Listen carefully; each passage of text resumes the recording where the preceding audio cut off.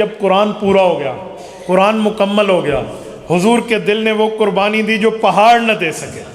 پہاڑوں میں اترتا تو ریزہ ریزہ ہو جاتا، حضور کے سینے نے قرآن برداشت کیا، اٹھایا، اس کو سنبھالا، اور سنبھال کے حضور نے امت کو دیا، اور وہ قرآن صحابہ نے تابعین کو دیا، تابعین نے تبع تابعین کو، فقہاء، علماء، اتقیاء، اصفیاء، سب سے آتا آج آپ کے اور میرے مدرسے تک آیا ہے، آج قرآن یہاں آیا، ان مساجد تک آیا، ان لوگوں نے آپ کی اور میری اولاد کو پڑھایا۔ اب صرف مولوی پہ فرض نہیں ہے کہ یہ قرآن پڑھائے گا، اس لیے اس کے ذمے ہے بابا مولوی پڑھائے گا تو ہمیں اپنی اولاد کو پیش کرنا ہوگا کہ انہیں پڑھاؤ، کیوں؟ قرآن تو ہمیشہ رہے گا، ہماری اولاد بھی قرآن کی خدمت میں استعمال ہو جائے۔ میں مثال دے رہا ہوں، یہ مسجد ہے، اس پہ کارپیٹ لگا ہوا ہے، کارپیٹ تو کوئی بھی لے کر دے دے گا، لیکن ہم خرید کے کیوں دیتے ہیں کہ یار پیسے تو کسی کے بھی استعمال ہو جائیں گے، اس جگہ ہمارا مال استعمال ہو جائے تاکہ لوگ نمازیں پڑھتے رہے، ہمیں ثواب ملتا رہے۔ لوگوں، قرآن کا حافظ تو اندھے، قرآن کے حافظ تو لنگڑے، قرآن کے حافظ تو کون سے لوگ بھی بن جاتے ہیں اگر اللہ نے ہمیں آنکھیں دی ہیں، اللہ نے ہمیں جسم سلامت دیا ہے، اللہ نے ہمیں اولاد اچھی دی ہے، تو ہم اپنی اولاد کو اور خود کو بھی اللہ کے قرآن پہ لگا دیں، صرف بچوں میں نہیں، بچیوں میں بھی لگا دیں۔ آج ہم بچوں کو تو پڑھاتے ہیں، بچیوں کو نہیں پڑھاتے۔ یاد رکھو، ایک مرد کا پڑھ جانا ایک فرد کا پڑھ جانا ہے، لیکن ایک عورت کا پڑھ جانا ایک پورے گھرانے کا پڑھ جانا۔ میری والدہ کو اللہ پاک غریق رحمت فرمائے، میری 7 بہنیں، ہم ساری کی ساریوں کو اماں نے قرآن پاک پڑھایا،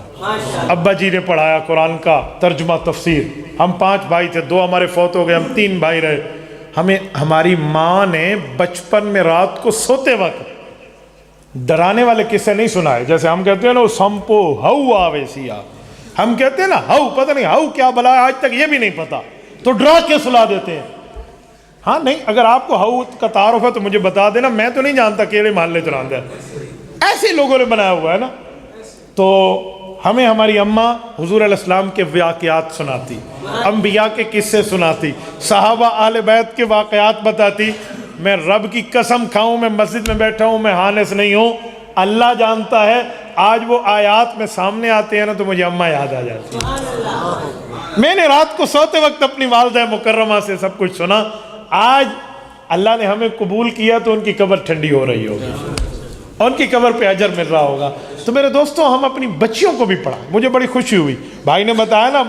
قاری عبید الرحمن صاحب کہ یہ بھی اور ان کی ہمشیرہ بھی، انہوں نے زندگی اس کے لیے وقف کر دی، اور 60 بچیاں ماشاءاللہ مدرسے میں رہائش پذیر اور قرآن پڑھ رہی ہیں۔ یہ صرف ان کے لیے برکت نہیں ہے، یہ پورے اہل علاقہ کے لیے برکت ہے، اس پر تو خوش ہونا چاہیے۔ یقین مانیے، میں آپ کو ایک بات سمجھانے لگا ہوں، توجہ رکھیں۔ میں بلوچستان گیا، وہاں علاقہ چاغی کے کچھ دوست ملے، وہ مجھے کہنے لگے حضرت